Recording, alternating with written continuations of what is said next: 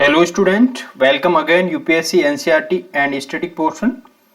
Today we are going to start class 7th Geography NCERT chapter number 3rd. What is the name of chapter? Our Changing Earth. मैं आपको बताना चाहूँगा कि जो NCERT अपनी series चल रही है NCERT, उसके अंदर हम जो 2023 के अंदर अपडेटेड वर्जन आया NCERT का, उसको हम कवर करते जा रहे हैं और नए वीडियोस यूट्यूब पे अपलोड किए जा रहे हैं ताकि कोई भी अगर टॉपिक्स न्यू अपडेट होके आया है तो उसके रिगार्डिंग आपका डाउट नहीं रहे। तो आज का लेसन थर्ड लेसन है आवर चेंजिंग अर्थ। ये ज्योग्राफी की एनसीईआरटी है क्लास 7th की। इससे पहले हमने क्लास 6th के एनसीईआरटी कवर किए और अगर आपने वो वीडियोस नहीं देखे तो वो प्लेलिस्ट अलग से सेपरेट बनी हुई है। आपको कुछ नहीं करना, चैनल के मेन पेज पे जाना है प्लेलिस्ट के अंदर, और जो एनसीईआरटी जैसे कि हिस्ट्री की देखनी है, ज्योग्राफी या फिर साइंस की देखनी है तो आप आराम से देख सकते हैं। क्लास 7th में हमने पहले ज्योग्राफी स्टार्ट की है, उसके अंदर आज चैप्टर नंबर 3 है और चेंजिंग अर्थ। हमने पिछले चैप्टर में भी अर्थ के बारे में पढ़ा था, जो interior of the earth, and now the earth को मतलब अर्थ कैसे चेंज हो रही है उसके बारे में इस चैप्टर के अंदर हम डिस्कस करने वाले हैं। Chapter name is Our Changing Earth. Okay. The lithosphere is broken in a number of plates known as the lithospheric plates. अब मैं आपको थोड़ा बहुत कुछ अर्थ के बारे में बताना चाहूँगा कि कल हमने डिस्कस किया था कि अर्थ एक राउंड शेप में है, ठीक है, और उसका इंटीरियर काफ़ी सारी परतों से मिलके बना हुआ है। एज्यूम दैट ये कोर है और उसके बाद में ये इनर कोर, ये outer core. Next one is magma, sorry mental को भी दो भागों में डिवाइड किया जा सकता है, ऊपरी मेंटल और इनर मेंटल और आउटर मेंटल। इसको बोल सकते हैं आउटर मेंटल। जो आउटर मेंटल में एक, और इसके बाद में ये जस्ट है क्रस्ट। अगर आपने वो वीडियोस नहीं देखी तो इसके अंदर भी हम थोड़ा बहुत कवर कर लेंगे। इसको बोलते हैं हम क्रस्ट, ठीक है। तो मेंटल के अंदर आपको एक लिक्विड टाइप पदार्थ मिलेगा, ठीक है, उसको हम अस्थेनोस्फीयर कहते हैं, अस्थेनोस्फीयर। इसके अंदर क्या होता है कि जो बहुत ज्यादा हीट होने के कारण, एक्सट्रीम हीट होने के कारण क्या होती है, जो मैग्मा का फॉर्मेशन होता है। जब मैग्मा बन जाता है तो मैग्मा एक क्या है, लिक्विड है। मैग्मा लिक्विड होने के कारण इसके ऊपर जो लिथोस्फीयर की प्लेटें हैं लिक्विड, ये जो मेंटल है, ये एज्यूम दैट ये क्या है, लिक्विड पार्ट, ये है लिथोस्फीयर। जो क्रस्ट वाला पार्ट है इसको बोलते हैं हम लिथोस्फीयर। तो लिथोस्फीयर की जो प्लेटें हैं इस जो मेंटल के ऊपर क्या है, तैरती है, इस प्रकार से आप मान सकते हैं, या फिर इनकी गति मेंटल के कारण होती है। वो क्यों होती है, वो काफी सारे थ्योरीज वगैरह हैं, उनसे रिलेटेड हम फर्दर क्लासेस में पढ़ेंगे। लेकिन आपको इस चैप्टर में ये ध्यान रखना है कि जो मेंटल है, मेंटल के अंदर एस्थेनोस्फीयर नाम का एक लिक्विड पदार्थ या फिर लिक्विड अवस्था पाई जाती है। उस लिक्विड अवस्था या फिर मैग्मा पे जो लिथोस्फीयर की प्लेटें कैसे, जैसे कि कोई प्लेट मिलके कोई, ये देखो एशिया वाला पार्ट बनाती है। Assume that, just a second, okay, ये एज्यूम दैट ये अफ्रीका वाला पार्ट है और ये अमेरिका वाला पार्ट है, ठीक है। ये जो प्लेटें हैं एक दूसरे के क्या है, ऊपर, ये एक दूसरे के आसपास रहती है, लेकिन ये मेंटल पे कहीं न कहीं गति करती है, ठीक है। तो इसके बारे में हम डिस्कस करने वाले हैं। देखिए, जो यहां पे देख सकते हैं कि lithospheric plate, okay, lithospheric plate के अंदर आप देखेंगे कि the earth crust consist of several large and some small rigid irregular shaped plates, कह सकते हैं उसको कॉन्टिनेंटल या फिर ओशन फ्लोर के अंदर भी ये पाई जाती हैं, ठीक है। तो ये जो अर्थ सरफेस है काफी सारी प्लेटों से मिलकर बनी होती है 7 प्लेटें हैं, उसको डिवाइड किया जाता है बड़ी प्लेटों के अंदर। 7 प्लेटें क्या है, बिग प्लेट्स, और जो छोटी छोटी काफ़ी प्लेट्स भी मौजूद है, उसको भी हम आगे फर्दर क्लासेस में हम डिस्कस करेंगे, फर्दर चैप्टर में भी, ठीक है। You will be surprised to know that these plates move around very slowly. आपको ये फील नहीं होगा कि प्लेट जा रही है जैसे कि कोई शिप जा रहा है समुद्र में, ऐसे नहीं होता है। काफ़ी इनकी जो गति होती है वो काफ़ी लो होती है, स्लो होती है, ठीक है। Just a few millimetres each year, few millimetre कह सकते हैं कि आप इतना सा एक साल के अंदर, ठीक है, या फिर 5 सेंटीमीटर एक साल के अंदर। तो वो मेजरमेंट करना काफ़ी डिफिकल्ट होता है, लेकिन ये जरूर मेजरमेंट भी होता है इतना बारीक सा, लेकिन जो प्लेटों की गति है वो आपको आश्चर्यचकित करेगी, ठीक है। This is because of movement of the molten magma inside the अर्थ। मैंने बोला जो मोल्टन मैग्मा है जो कि मेंटल में पाया जाता है, उसको एस्थेनोस्फीयर भी कहते हैं, वो उसकी गति के कारण क्या होता है, ये सब होता है। The molten magma inside the earth moves in a circular manner as shown in the activity, ठीक है। The movement of this plate caused sands on the surface of the earth. The earth movement are divided on the basis of the force which caused them. आप देखेंगे कि इनका movement होता है, ये जो मूवमेंट क्यों होता है, उनका डिवाइडेशन क्या हुआ है, फोर्स के अकॉर्डिंग। क्या फोर्स या फिर कौन सा ऐसा बल है जो इसको लीड करता है। देखिए, the forces which act in the interior of the earth called the endogenic. जो अर्थ के अंदर फोर्सेस काम करते हैं, जैसे कि मैग्मा का एक प्रकार से आप एक्टिविटी के एक देखेंगे तो मैग्मा क्या है कि जैसे कि एज्यूम दैट ये है अर्थ है, यहाँ मैग्मा है, तो मैग्मा का हमेशा एक स्थान से दूसरे स्थान पे क्या है, गति होती रहती है। तो इस प्रकार से गति होगी तो ये वाली प्लेट है वो इस साइड खिसकेगी और ये वाली प्लेट है वो उस साइड खिसकनी है, ठीक है। इस प्रकार से जो एंडोजेनिक जो अर्थ के अंदर है इंटीरियर पार्ट में, उसको बोलते हैं हम एंडोजेनिक, ठीक है। और जो फोर्सेस जैसे कि जो फोर्सेस जो सरफेस पे काम करते हैं उसको बोलते हैं एक्सोजेनिक। अब एक्सोजेनिक और एंडोजेनिक फोर्सेस में कोई कंफ्यूजन नहीं होना चाहिए। एंडोजेनिक जो अर्थ के अंदर ही फोर्स लगाते हैं, एक्सोजेनिक जो अर्थ सरफेस पे काम करते हैं।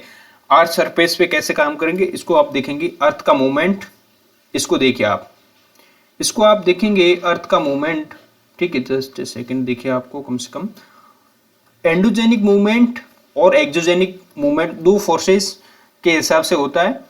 जो एंडोजेनिक फोर्सेस होता है वो सडन फोर्सेस हो सकता है, डायस्ट्रोफिक फोर्सेस हो सकता है, इनको भी आगे हम डिस्कस करेंगे। और ये सडन फोर्सेस से क्या लीड करता है, अर्थक्वेक आता है, वल्केनो वगैरह डिस्टर्ब होते हैं और लैंडस्लाइड भी हो सकता है। तो ये जो अर्थ की मूवमेंट हुई, अर्थक्वेक है, वल्केनो है, लैंडस्लाइड है, वो होती है एंडोजेनिक फोर्सेस से, सडन फोर्सेस से। जो डायस्ट्रोफिक से क्या होता है, डायस्ट्रोफिक फोर्सेस जो बिल्डिंग माउंटेन। डायस्ट्रोफिक फोर्सेस उनको बोलते हैं जब कोई चट्टान वगैरह, एज्यूम दैट ये कोई प्लेट है, ठीक है, प्लेट क्या चट्टानों से मिलकर बनी होती है, ठीक है। ये जब एक दूसरे से क्या है टकराती है तो तब लगता है क्या है, डायस्ट्रोफिक फोर्सेस, और उनसे क्या होते हैं, माउंटेन वगैरह बनते हैं। तो आपको एंडोजेनिक और एक्सोजेनिक फोर्सेस में डिफरेंट पता होना चाहिए। और एक्सोजेनिक फोर्सेस के अंदर आता है इरोजनल और डिपोजिशनल। इरोजनल कैसे, कोई नदी इरोजन कर रही है, ठीक है, अपर देन, और कोई हवा है जैसे कि ये नदी हो गया, विंड हो गया, सी वेव्स हो गया और ग्लेशियर हो गया। एंडोजेनिक हम कई और चैप्टर में पढ़ेंगे, और एक्सोजेनिक जो भी है मटेरियल वगैरह, इनका हम इस चैप्टर के अंदर अध्ययन करने जा रहे हैं। ओके, तो evolution of the landform, just a second. आपको मुझे बताना है कि जो एंडोजेनिक फोर्सेज और एक्सोजेनिक फोर्सेज में अगर आपको कुछ डाउट वगैरह है वो मुझे आस्क कीजिए, ठीक है। और सेकंड बात है कि आप किस लेवल पे पढ़ाई कर रहे हो, या फिर आपकी कोई डाउट्स है, या फिर ऐसा कुछ प्रॉब्लम फेस कर रहे हैं कि एनसीईआरटी पढ़े या नहीं पढ़े। मैं आपको क्लियर कट बताना चाहूँगा कि जो एनसीईआरटी इतना बेसिक है कि आप हर एग्जाम के लिए ये रिक्वायर्ड हो गया है, ठीक है। आप ये स्किप करेंगे तो आपको वापस पढ़ना ही पड़ेगा, कहीं से भी पढ़ो। Endogenic forces sometimes produce sudden movement endogenic होते हैं sudden movement, the other times produce slow movement. आप देख सकते हैं कि सडन मूवमेंट भी हो सकते हैं और स्लो मूवमेंट। स्लो मूवमेंट होते हैं डायस्ट्रोफिक फोर्सेज को कहेंगे स्लो मूवमेंट, जिसके अंदर माउंटेन वगैरह बिल्ड होते हैं। जो सडन मूवमेंट है उसके अंदर वल्केनो फटते हैं, अर्थक्वेक फटते हैं और लैंडस्लाइड आता है, ठीक है। Sudden movement like earthquake, volcanoes cause mass destruction over the surface of the earth. और वर्ल्ड ओरिजिन को आपको देखना है एंडो और इनसाइड। एंडो का मीनिंग होता है इनसाइड, ठीक है। अब एंडो को देखेंगे तो एंडो का मीनिंग होता है इनसाइड, एंड एक्सो का मीनिंग होता है आउटसाइड। देख सकते हैं आप, ये एक्सो का मीनिंग होता है आउटसाइड। एंडोजेनिक और एक्सोजेनिक, इससे होता है जेनिक का मतलब होता है original, origin, origin.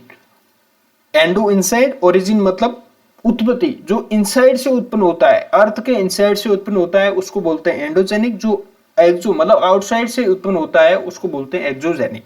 Next, A volcano is a went opening in the earth crust through which molten material erupt suddenly.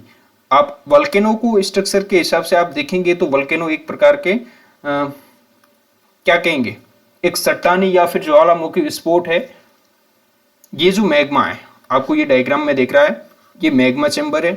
धीरे धीरे ये क्या किया, जो ऊपर वाला क्रस्ट था, ये वाला क्रस्ट का पार्ट है, ये लिखा हुआ ऑलरेडी। और ये वाला मेंटल, मेंटल के अंदर क्या होता है, मैग्मा होता है ऑलरेडी अस्टेनोस्फीयर के अंदर। धीरे धीरे ये क्या है, इतना एक्सट्रीम हीट होता है कि इसको क्या है, पिघला देता है। उसको पिघला पिघला के ये ऊपर की ओर प्रेशराइज्ड होके बाहर निकलता है। और बाहर निकलते वक्त क्या गैसेस और एस मतलब राख वगैरह निकलती है, ठीक है। और इस जो माउथ होता है उसको बोलते हैं क्रेटर, ठीक है। ये जो नली होती है इसको डक्ट नली या फिर वेंट कह सकते हैं, ठीक है। ये जो बाहर आया हुआ जो मैग्मा है, जब बाहर आता है तो उसको बोलते हैं हम लावा, ओके। तो लावा और मैग्मा में कोई डिफरेंट या फिर कोई कंफ्यूजन नहीं होना चाहिए। जब कोई मटेरियल अर्थ के अंदर है उसको बोलेंगे मैग्मा। जब ये मटेरियल सेम का सेम मटेरियल बाहर निकल जाता है, ठीक है, अर्थ से इरप्ट हो जाता है, ठीक है, उसको बोलते हैं हम lava, okay. Similarly when the lithospheric plate move the surface of the earth vibrate.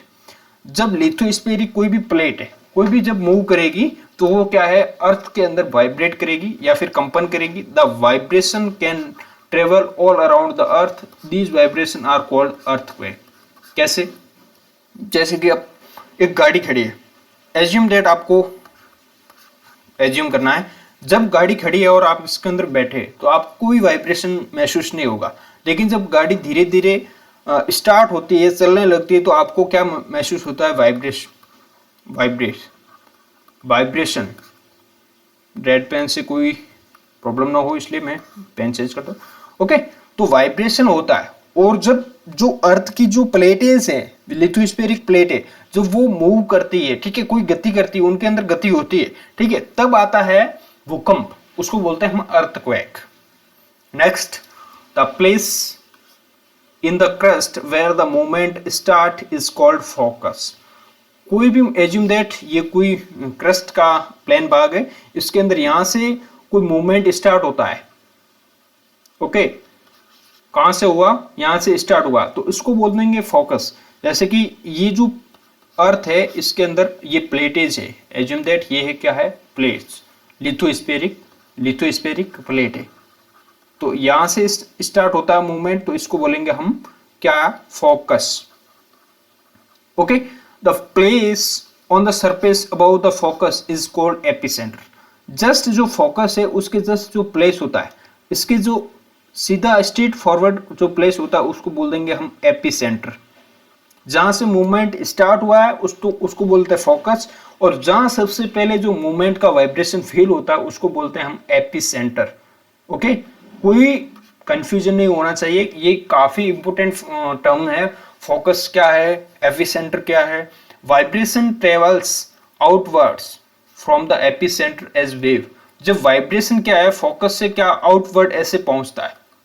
ये जो वाइब्रेशन, एज्यूम दैट आप वाइब्रेट को, जैसे कि एक तालाब के अंदर आप पत्थर फेंके, वो वाइब्रेट, जो वेव्स होती है कैसे वाइब्रेट करती है, उसी प्रकार यहां से भी वाइब्रेट क्या होता है, ऑल ओवर द सभी दिशाओं के अंदर फैलता है। तो सबसे पहले कहाँ पहुंचेगा, जो क्रस्ट पे या फिर अर्थ सरफेस पे सबसे पहले एपी सेंटर पे ये वाइब्रेशन की फीलिंग पहुंचेगी या फिर वो वाइब्रेशन वहां तक पहुंचेगा। ठीक है, उसको बोलते हैं वेव। ये जो ये वाला पार्ट है इसको बोलेंगे हम वेव। ओके, कोई कंफ्यूजन वगैरह नहीं होना चाहिए। ठीक है, greatest damage is usually closest to the epicentre, क्योंकि यहाँ पे जो एपिसेंटर है वहां पे बहुत ज्यादा क्या है, डैमेज होता है, डिस्ट्रक्शन लेड होता है।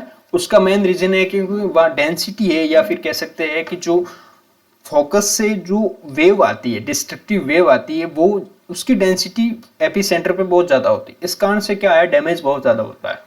ठीक है, the strength of the earthquake decrease away from the centre. ये एपिसेंटर से जब आप दूर जाएंगे तो यहाँ पे क्या है, अर्थक्वेक की जो स्ट्रेंथ है या फिर शक्ति है उसको वो डिक्रीज होती रहती है। एक डायग्रामेटिक आप देखेंगे, ये वाला पॉइंट है फोकस वाला, यहाँ से कोई लिथोस्फेरिक प्लेट क्या है, मूव की है। ठीक है, उसको बोलेंगे हम focus. This is where yes where the earthquake occurs, it is the origin of the seismic energy। यहाँ से earthquake जो क्या है गति होती है इन प्लेटों की, वहां से सिस्मिक एनर्जी मूव करती है, ये वेव के रूप में गई। और ये वाला क्या है, सबसे पहले वेव अर्थ सरफेस पे यहाँ गई, तो इसको बोलेंगे हम एपिसेंटर। आपको एकदम लेमन तरीके से मैं समझा रहा हूँ कि डायग्रामेटिक पहले मैंने खुद से समझाया, अब डायग्रामेटिक भी आप समझ सकते हो। ठीक है, ये देखिए एपिसेंटर, फोकस और एपिसेंटर में कोई कंफ्यूजन नहीं होना चाहिए। ठीक है, next move on, seismic waves radiate out in the all direction. आप देखेंगे कि जो सिस्मिक वेव है वो ऑल डायरेक्शन के अंदर मूव करती है। ये वाली है प्लेट बाउंड्री, प्लेट है, कोई प्लेट है, ये एज्यूम दैट ये नीचे वाली प्लेट है और ये एक अलग प्लेट, 2 नंबर प्लेट 1 नंबर। तो इस प्रकार से ये क्या ओरिजिन ऑफ द अर्थक्वेक होता है। ठीक है, जहां से मूवमेंट स्टार्ट, वहां से फोकस, और वहां से क्या होती है, सिस्मिक एनर्जी मूव करती है। एनर्जी मूव करती है वेव के रूप में, और वेव जब सबसे पहले अर्थ सरफेस पे पहुंचेगी उस पॉइंट को बोलेंगे एपिसेंटर। और वेव की डायरेक्शन ऑल दिशाओं के अंदर होती है। देखेंगे डू यू नो, इसके अंदर हम पढ़ेंगे there are 3 types of earthquake wave. आपको देखेंगे कि जो अर्थक्वेक की वेव है वो 3 प्रकार की होती है, एक नहीं 3 प्रकार की वेव होती है, पी वेव, एस वेव और L wave. P primary wave, secondary wave और लव वेव कहेंगे इसको।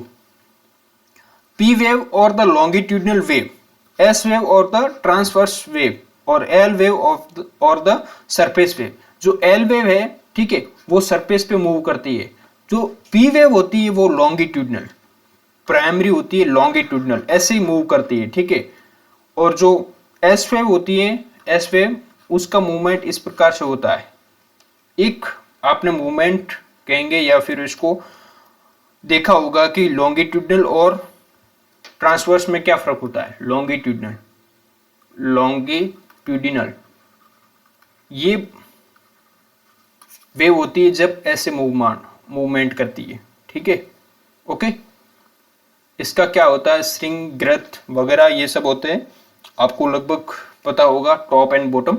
लेकिन जब जो ट्रांसवर्स वेव होती है, ट्रांसवर्स वेव, उसके अंदर होता है इस प्रकार से मूवमेंट, ट्रांसवर्स वेव के अंदर एज्यूम दैट यहां से स्टार्ट हुई या वापस इस साइड से ऊपर कुछ नहीं जाएगा, इस प्रकार से। ठीक है, एक स्थान पे ही वो क्या है, लॉन्गिट्यूडनल होके एक लेटिट्यूडनल कह सकते हैं, या फिर एक लेमन तरीके से ट्रांसवेव वेव। नेक्स्ट मूव ऑन हो गया। Although the earthquake can not be predicate. अब क्या होता है, कभी कभार हम देखेंगे कि गवर्नमेंट एडवाइजरी जारी करती है कि अर्थक्वेक साइक्लोन आने वाला, वो साइक्लोन आने वाला, यहाँ पे बहुत ज़्यादा बारिश होने वाली है। लेकिन कभी आपने सुना है कि यहाँ अर्थक्वेक आने वाला है, be alert?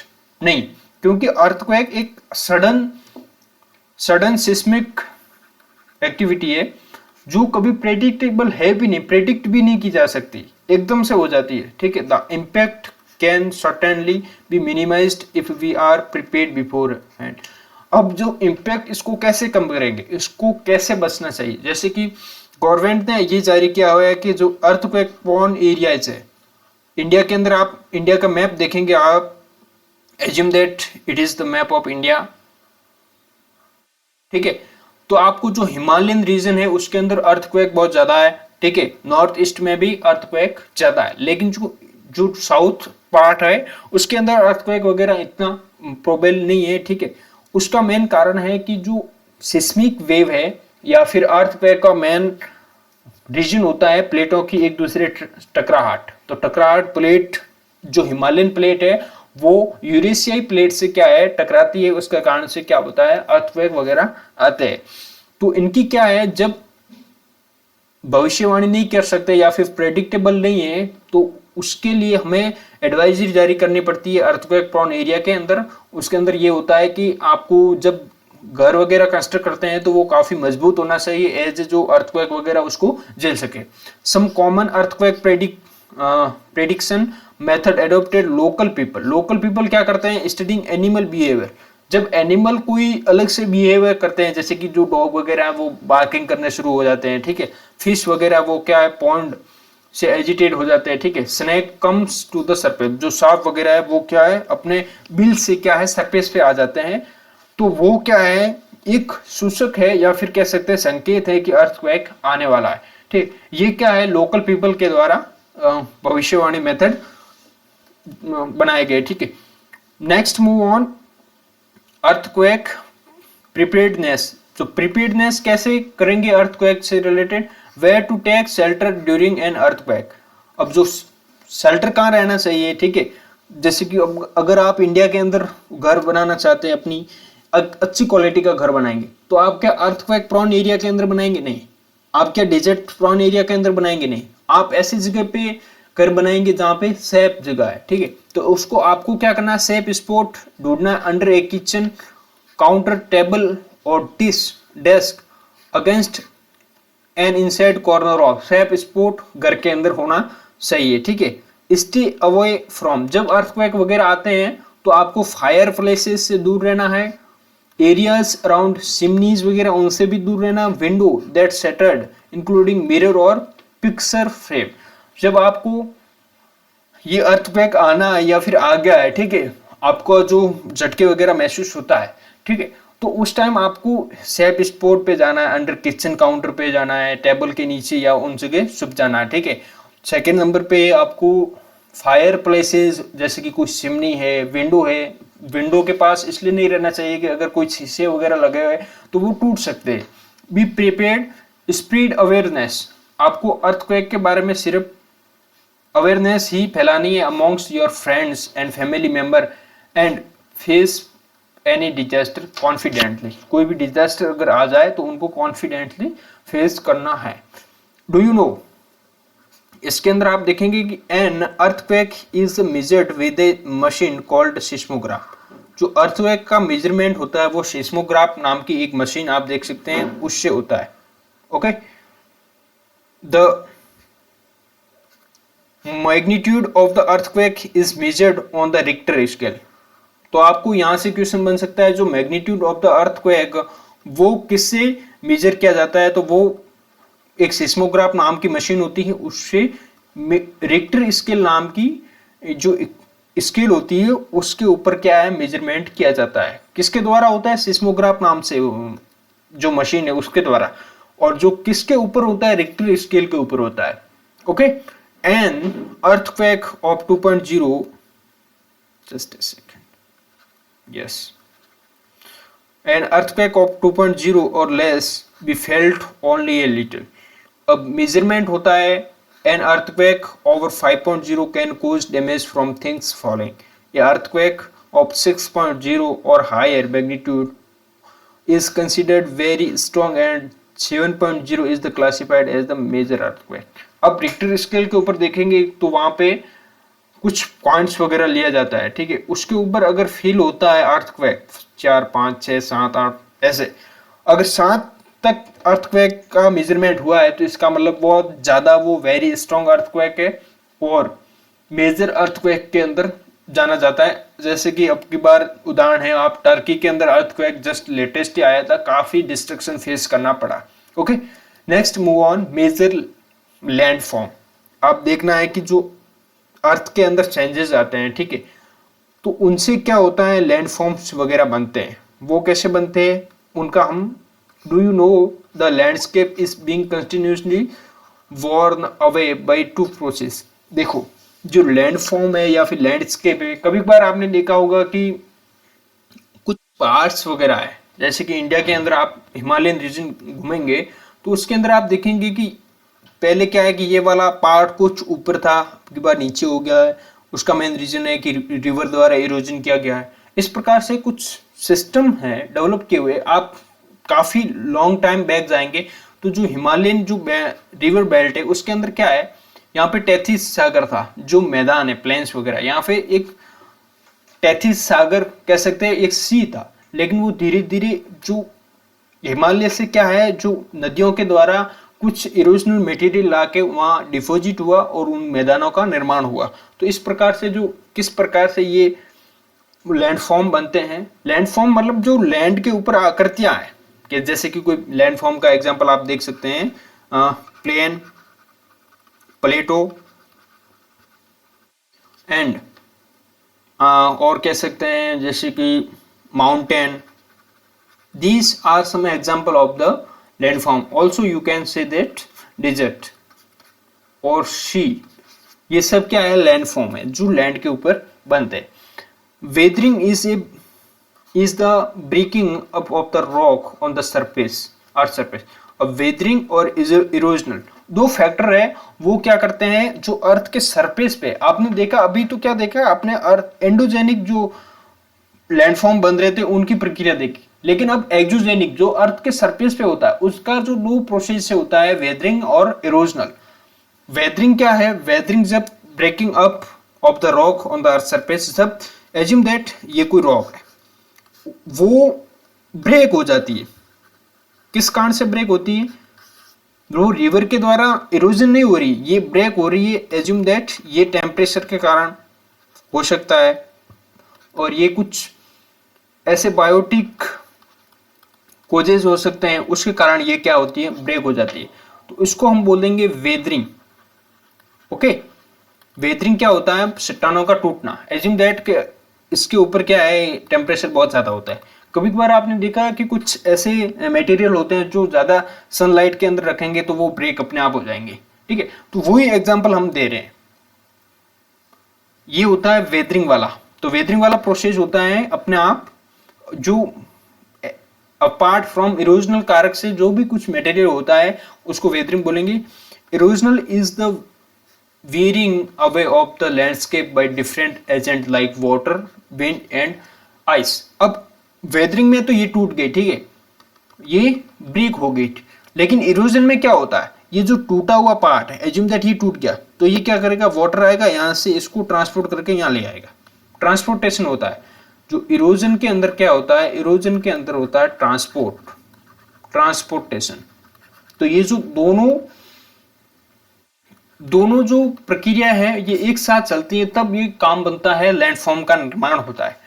The eroded material is carried away और ट्रांसपोर्टेड बाय वाटर से हो सकता है, विंड से हो सकता है, एक्सेट्रा, एंड इवेंचुअली डिपोजिटेड, और कहीं कहीं जाकर उनको डिपोजिट करना ही पड़ता है और अपने आप हो जाते हैं।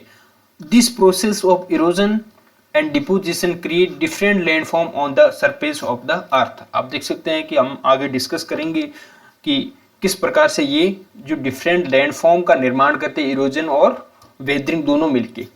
और नेक्स्ट मूव ऑन, जो वर्क ऑफ रिवर। अब रिवर का क्या काम है उनके बारे में हम यहाँ डिस्कस करेंगे, जो रिवर कैसे काम करती है ये लैंडफॉर्म बनाने में योगदान।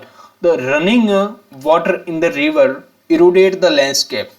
जब वाटर, जैसे कि आप कोई छोटा सा पानी, आप एक प्रैक्टिकल के हिसाब से देख सकते हैं कि आप लैंड का कुछ यहाँ पे पाइल कीजिए, ठीक है, और उसके ऊपर वाटर को ऐसे गिराइए, तो ये जो सैंड है या फिर लैंड के कण है छोटे छोटे, वो धीरे धीरे यहाँ पे ट्रांसपोर्ट होकर इस साइड में आ जाएंगे। तो इसी प्रकार जो इतना ह्यूज वाटर होता है नदियों के अंदर, वो क्या करता है, इसी प्रकार की क्रिया को अंजाम देता है जो लैंडस्केप को क्या करते हैं, इरोड करते हैं। When the river tumbles at the steep angle over very hard rock और down a steep valley side from the waterfall, ठीक है, side it form a waterfall. अब क्या होता है, मैं आपको लेमन लैंग्वेज में समझा देता हूँ। जब कोई एज्यूम दैट ये रिवर यहाँ से बह रही थी, ओके, ये क्या है, रिवर, जब ये एकदम स्टीफ जो एंगल का कोई कह सकते हैं कि एक ढाल आता है, ठीक है, एकदम सीधा ढाल आता है, तो उसको क्या करना पड़ता है, एकदम से क्या है, नीचे गिरना होता है। तो उसको बोलेंगे हम, जो ये नीचे गिर रहा होता है पानी, उसको बोलते हैं हम वाटरफॉल। वाटरफॉल, आपने एंजल वाटरफॉल का एग्जांपल देखा होगा। तो एंजल सबसे ऊंचा, ऊंचा मतलब जितना ये जो रॉक है, ये अगर इतनी होती तो इतने ऊंचाई से गिरता। इस प्रकार से क्या है कि जो यहाँ से इरोजन होता है, यहाँ से इरोजन होता है, यहाँ डिपोजिशन होता है, ये सब क्या है, चलता रहता है। अब देखिए यहाँ पे, just a second, yes, hard rock, soften rock undercut by the power of the water. जो हार्ड रॉक है, ठीक है, ये तो पड़ी रही, लेकिन जो सॉफ्ट रॉक है, ये देखो यहाँ से कट करके यहाँ डिपोजिशन हो गया है। यहाँ से होता है इरोजन, इरोजन, और नीचे होता है डिपोजिशन, डिपोजिशन, ओके। तो आपको इसके अंदर कोई कंफ्यूजन नहीं होना चाहिए। तो ये हो गया वाटरफॉल का एग्जांपल।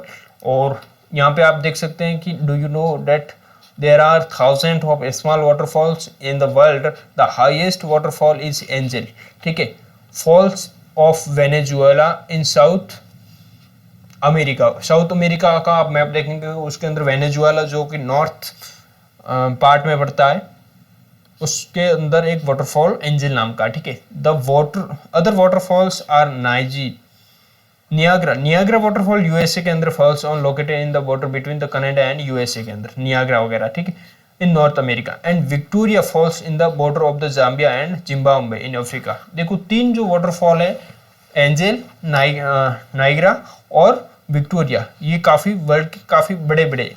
इसके अंदर आप देख सकते हैं कि नियाग्रा वाटरफॉल किस प्रकार से यहाँ से नीचे की ओर वाटर को, वाटरफॉल, वाटर का फॉल होना एक लेमन लैंग्वेज है, आप समझ सकते हैं। Next move on, as the river, just a second, as the river enter the plain, it twist and turn forming large bands known as meander। अब आपको ये कुछ एग्जाम्पल, आपको काफी जो रिवर के द्वारा जो निर्माण होता है उनका हम दे रहे हैं। देखिए, assume that it is the river। अब रिवर के अंदर जब ये चट्टानों के अंदर चलेगी तो ये सीधी स्ट्रेट लाइन में चलेगी, ऐसे, जहाँ चट्टान ज्यादा है वहां से मुड़ जाएगी, जहाँ कम है वहां से इस प्रकार से मोड़ वगैरह ले लेगी। लेकिन जो जब ये प्लेन के अंदर घुसेगी, ठीक है, प्लेन एरिया में, प्लेन एरिया, तो उस टाइम में ये मियांडर का निर्माण करती है। मियांडर, मियांडर का मतलब जो ये वाली स्ट्रक्चर मैंने बनाई है, ये वाली फोटो, इसको बोलते हैं मियांडर। इनका फॉर्मेशन होता है रिवर के द्वारा, ओके। कभी कभार ये कि जब वाटर का डेंसिटी ज़्यादा होती है या फिर क्वांटिटी वाटर की बहुत ज़्यादा होती है, तो ये जो मियांडर है काफ़ी चौड़े हो जाते हैं ऐसे, ओके। जब वाटर की डेंसिटी कम होती है तो रिवर क्या है, इन 20-20 में ही दौड़ती हैं, यहाँ ऐसे ऐसे, ओके। आपको आई थिंक समझ में आया होगा ऐसे। तो ये क्या होता है कि ये वाला पार्ट कहीं के पीछे छूट जाता है। कभी कभार इस पार्ट के अंदर क्या है, गड्ढे वगैरह होने के कारण यहाँ पे क्या बन जाती है, लेक बन जाती है। आई थिंक आपको दिख नहीं रहा होगा, ये वाली पार्ट है, इसके अंदर लेक बन जाती है। लेक बनने के कारण इसको बोलते हैं ऑक्सबो लेक। ऑक्सबो का मतलब समझते हैं आप, जो ऑक्स होता है उसकी जो बो होती है उसी आकार में लेक बनती है। एज्यूम दैट इस पार्ट में ये जो रिवर है धीरे धीरे यहाँ से चल के धीरे धीरे इसका जो वाटर लेवल कम होता है, तो ये वाला पार्ट कहीं न कहीं ब्रेक या फिर पीछे रह जाता है, उसको बोलते हैं हम oxbow lake, okay. I hope आपको समझ में आ गया होगा।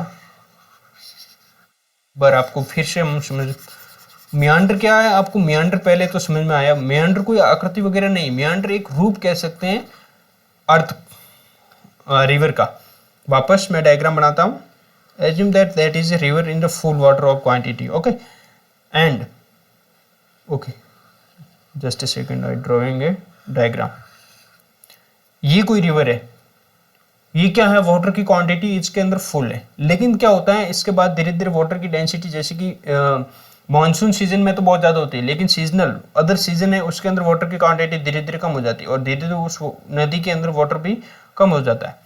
तो उस कारण क्या होती है, जो मेन पार्ट होते हैं रिवर के वो पीछे छूट जाते हैं। ये वाला पार्ट पीछे छूटा, उसको बोलते हैं ऑक्सबो लेक।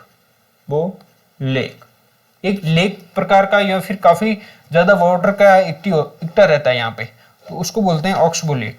और ये जो स्ट्रक्चर बनती है इसको बोलते हैं मियांडर। मियांडर के फॉर्म में क्या है, नदी प्लेन्स के अंदर चलती। आई होप ये समझ में आ गया होगा।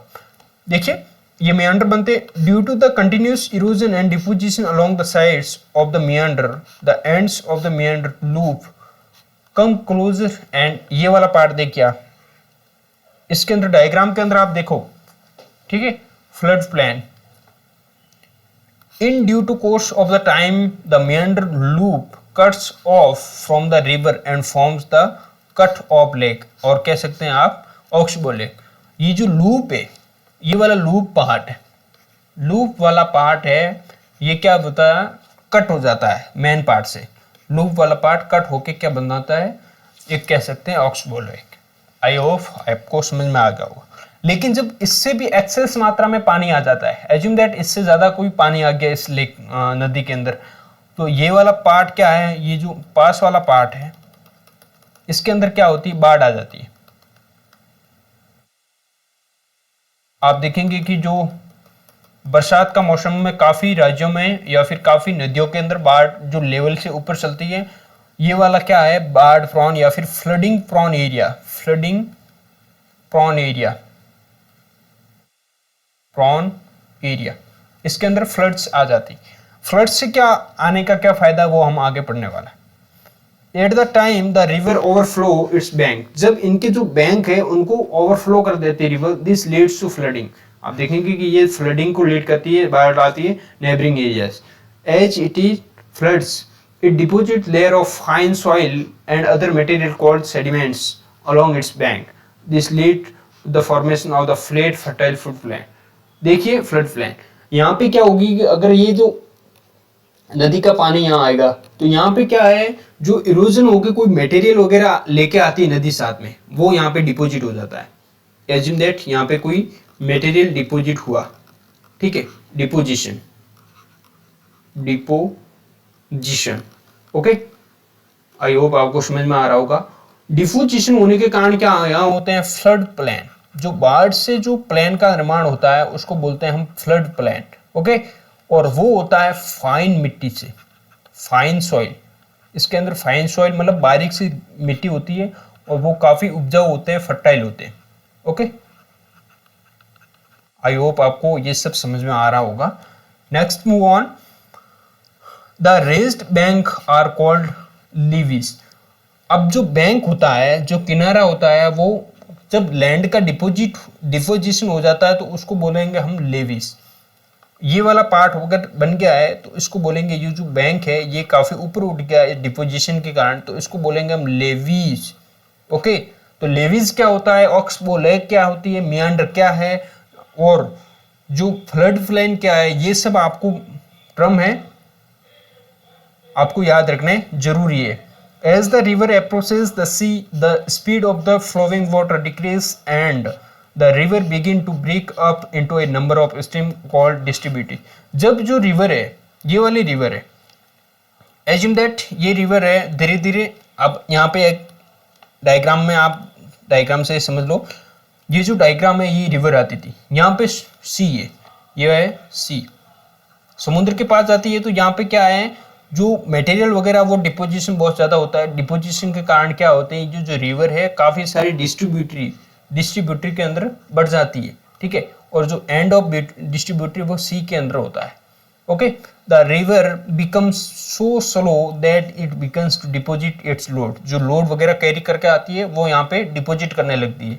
इस distributary forms it's our mouth, ये जो माउथ है इनका फॉर्म करते हैं steep. The collection of the sediment from the all mouth forms delta. ये वाला पार्ट अगर आप देखेंगे, ये वाला पूरा का पूरा नदी वाला पार्ट जो डिस्ट्रीब्यूटिव वगैरह साथ में है मेन रिवर से लगा के सी तक, उसको हम डेल्टा बोलते हैं। एज्यूम दैट एक डेल्टा टाइप की फॉर्मेशन हुई। डेल्टा इस प्रकार की आकृति होती है, इस प्रकार की कोई आकृति आपको दिख रही है यहाँ पे। Okay, next move on, work of sea wave. अब ये तो हो गया लैंड रिवर का काम, हमने पढ़ लिया पहले। ये वाला पार्ट पूरा क्या है, रिवर काम करती है। लेकिन जब सी वेव होती है, सी वेव का आप एग्जांपल देख सकते हैं कि समुद्र के ऊपर जो बहुत ज़्यादा तेज स्पीड के अंदर जो हवाएं चलती हैं उसको बोलते हैं सी वेव्स। तो उनका काम क्या है, वो क्या क्या निर्माण करती है, वो कैसे लैंडफॉर्म का निर्माण करती है, उसके बारे में हम पढ़ रहे हैं। ठीक है, the erosion and deposition of the sea waves given rise to coastal landform. जो डिपोजिशन हो या फिर इरोजन हो, वो कोस्टल लैंडफॉर्म का निर्माण करती है। Sea waves continuously strike at the rock, cracks develop. अब कंटिन्यूस स्ट्राइक होता है रॉक के ऊपर। एज्यूम दैट ये रॉक है, कहीं समुद्र के अंदर ऊपर उठी हुई है, इसके ऊपर कंटिन्यूस स्ट्राइक होता है किसका, सी वेव का। तो ये क्या है, रॉक के अंदर क्रैक कर देती है। क्रैक के कारण क्या होता है, सी केव का फॉर्मेशन होगा। Over time they become larger and wider, thus hollow like caves are formed on the rock, they are known as the sea cave. Sea cave का मतलब होता है जो समुद्र के अंदर गुफाएं बन जाती है। एज्यूम यहाँ पे आप देख सकते हैं ये वाला पार्ट है, इस एरिया के अंदर सी केव बना हुआ है। सी केव मतलब जो समुद्र के अंदर एक गुफा टाइप बना हुआ है। Okay, next move on, as these cavities become bigger and bigger only the roof of the caves remains, thus forming seas arch. ये वाला पार्ट आप देखिए, ये वाला पार्ट सी आर्क, जब ये क्या है ऊपर वाला पार्ट रहता है, यहाँ पे जो सी वेव के कारण ये क्या है, टूट गई पूरी की पूरी। ये पूरी टूटने के बाद ये होता है सी आर्क का निर्माण होता है। देखिए आप, अब सी केव पहला फॉर्मेशन क्या होगा, सी केव, और उसके बाद सी आर्क का निर्माण होगा।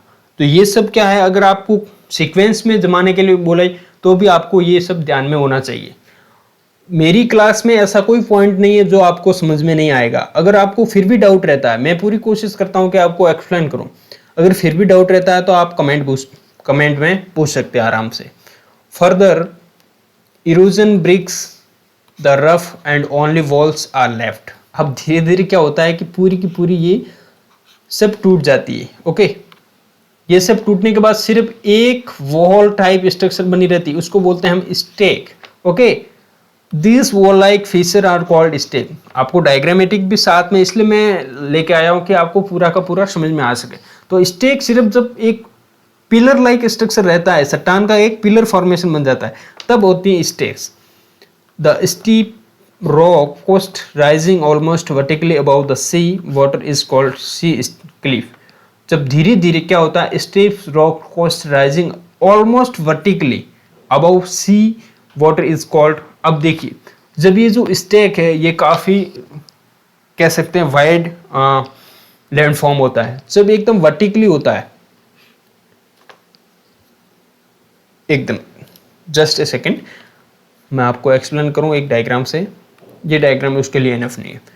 जब क्या है कि जो एज्यूम दैट ये है वाटर और यहाँ पे लैंड फॉर्म है कोई भी। ओके, तो जब ये जो वाटर वगैरह कुछ डिपॉजिट वगैरह लेके आता है, जैसे कि ये जो एज्यूम दैट आपको ये चट्टान से कोई डिपॉजिट मिल गया इनको इरोजन से, तो यहाँ आके डिपॉजिट कर गए और यहाँ पे इतना सारा डिपोजिशन हो गया कि एकदम ये क्या है, जो कोस्ट है या फिर कोस्टल एरिया एकदम क्या बनता है, स्टीप्स ढाल में बन गया। ठीक है, स्टीपी रॉक कोस्ट हो गया। ठीक है, तो उसको बोलेंगे सी क्लिफ। ये वाला पार्ट है, इसको बोलेंगे sea cliff, sea cliff. Okay, the sea waves deposit sediment along the source forming sea beaches. जब ये धीरे धीरे एकदम ढलान टाइप में कुछ डिपोजिट करती है तो वहाँ बनता है बीसीएच। तो आपको ये सब जो कह सकते हैं कि ग्लोसरी याद होनी चाहिए। सी केव क्या है, सी आर्क कब बनता है, स्टेक क्या होता है जो कि सी वेव से बनता है, सी क्लिप क्या है, बीचेस क्या है। Okay, next move on, work of ice. अब आइस कैसे वर्क करता है उसके बारे में भी हम डिस्कस कर लेते हैं। देखिए सर, क्या आइस भी वर्क करता है? ऑब्वियस बात है कि आइस भी वर्क करता है। वो एक जगह डिपॉजिट नहीं रहता है, वो भी मूवमेंट करता है, और उस मूवमेंट से भी कुछ लैंड फॉर्म्स बनते हैं, glacier. Okay, glaciers are river of ice. जो ग्लेशियर होते हैं, जो अब आप समझते हो कि सर आइस मतलब बर्फ और ग्लेशियर में क्या डिफरेंट है। जो आइस होता है एक मेल्टिंग, कह सकते हैं कि melting situation of the water. Okay, या फिर melt of the water, sorry melt of the नहीं, freeze of the water. Glacier are river of ice. जो आइस की जो रिवर है, आइस को आप रिवर के रूप में आप बहाएंगे तो उसको हम ग्लेशियर कहेंगे। Which to erode the landscape by bulldozing soil and stone to expose the solid rocks below. आप देखेंगे कि जो रिवर होती है वो तो आराम से निकल जाती है, क्योंकि उसका जो वाटर होता है वो कहीं से भी उसका लिक्विड फेज होने के कारण आराम से बहने में समर्थ है। लेकिन जो अगर आप देखेंगे कि जो आइस है उसको बहाएंगे वाटर के अंदर, तो वो आराम से नहीं बहने वाला। उसके ऊपर प्रेशर डालेंगे तो वो बुलडोज करेगा। इसको क्या है, आप आगे ही खिसकाता जाएगा, वो बुलडोजिंग की हिसाब से एक्टिविटी कर लेता है। Glacier carve out deep hollows there holes, ठीक है। As the ice melts they get filled up with water and become beautiful lakes in the mountain. आप देखेंगे कि यहाँ पे बहुत सारी ब्यूटीफुल लेक्स बनी है, वो किसके कारण होती है? ग्लेशियर के कारण होती है, ठीक है। The material carried by the glacier such as rocks, big and small, sand and silt get deposited. जो ग्लेशियर के अंदर, जो एज्यूम दैट कोई ग्लेशियर है, बह रहा है और एक जगह आके डिपोजिट हो गया, और डिपोजिट होने के कारण क्या है, जो रेत वगैरह कण है, कोई कंकड़ पत्थर है, वो नीचे बैठ जाते हैं। इस जो नीचे जो बैठे हैं उनको हम बोल देंगे ग्लेशियर मोरेन। तो आपको क्वेश्चन सीधा सीधा आता है कि ग्लेशियर मोरेन क्या होते हैं और कहाँ इनका डिपोजिशन कहाँ पे होता है। ओके, तो ये सब आपको ध्यान में रखना है। Next move on, work of wind. अब विंड से क्या लैंडफॉर्म्स बनती है, देन आपका चैप्टर भी कंप्लीट हो रहा है। जस्ट ए सेकेंड, 2 मिनट का काम है।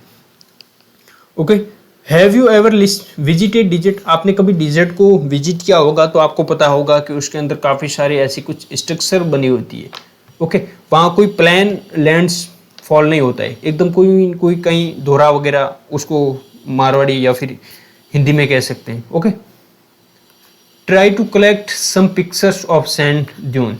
सैंड ड्यून इसको बोलेंगे, ये वाला पिक्चर आप देखेंगे 3.9 picture. An active agent of erosion and deposition in the desert is wind. जो विंड से क्या होता है, यहाँ कोई वाटर वगैरह नहीं है कि वाटर बह रहा है और उससे डिपोजिशन हो या फिर इरोजन हो रहा, नहीं, यहाँ पे विंड से डिपोजिशन या फिर इरोजन हो रहा। In the desert you can see rock in the shape of the mushroom. Mushroom like structure आप देखेंगे कि रॉक वहाँ बनी होती है, commonly known as mushroom rock. Mushroom rock होने के कारण क्या होता है, देखिए, wind erode the lower section of the rock more than the upper part.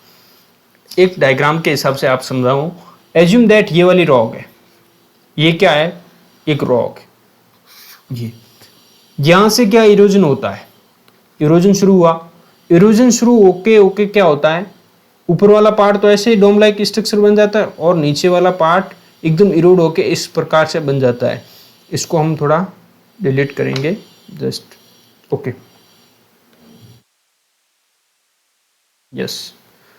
तो आप देखेंगे कि क्या एक मशरूम लाइक बन रहा है स्ट्रक्चर, मशरूम, इसको बोल रहे हैं मशरूम रॉक। ओके, कोई भी आपको डाउट नहीं रहा है, मशरूम रॉक इसको बोलते हैं। Therefore such rocks have a narrower base and wider top. जो बेस होता है वो नैरो होता है और जो टॉप होता है वो काफी वाइड होता है। When the wind blows, it lifts and transports sand from one place to another. When it stops blowing, the sand falls and get deposited in the hills. जब क्या है, विंड, assume that यहाँ से wind गति करती है, तो यहाँ से क्या होती है कि जो विंड एक साथ में क्या है, सैंड के जो कण होते हैं, जो मिट्टी के कण होते हैं उसको भी अपने साथ में उड़ा दी जाती है। जब जो विंड की स्पीड कम होती है वहीं ये क्या होते हैं, डिपोजिट हो जाते हैं। ओके, वहीं यहाँ क्या होते हैं, डिपोजिट हो जाते हैं। स्पीड कम कहाँ पे हो सकती है, एज्यूम दैट यहाँ पे कोई रॉक वगैरह आ गई तो यहाँ पे भी स्पीड कम हो सकती है, या फिर किसी अन्य कारण से भी स्पीड कम हो सकती है, तो वहाँ ये डिपोजिट हो जाते हैं। ये सब उन्हीं के कारण हुआ, ये डिपोजिशन वगैरह। ओके, ये क्या होते हैं, दीज आर कॉल्ड डिपोजिट। ये जो हिल एरिया में हो जाता है उसको बोलते हैं हम सैंड दून। ये जो किसका डिपोजिशन है, ये वाला पार्ट आप कहेंगे, जस्ट अ सेकेंड,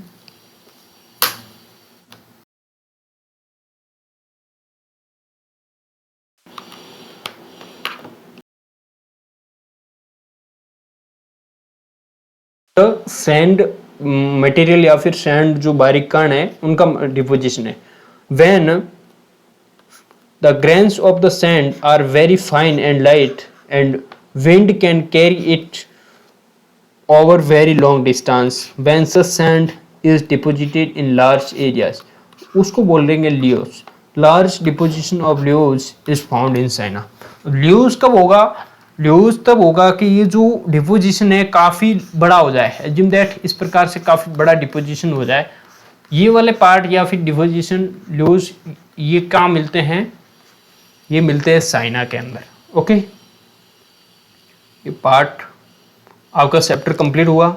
ये कुछ क्वेश्चंस वगैरह है आपको करना है। ओके, और अगर आपको कोई डाउट है इस चैप्टर से रिलेटेड तो मुझे पूछिए। आपको पीडीएफ, ये वाली पीडीएफ है आपको यूपीएससी बिगनर नाम के टेलीग्राम चैनल पे मिलेगी।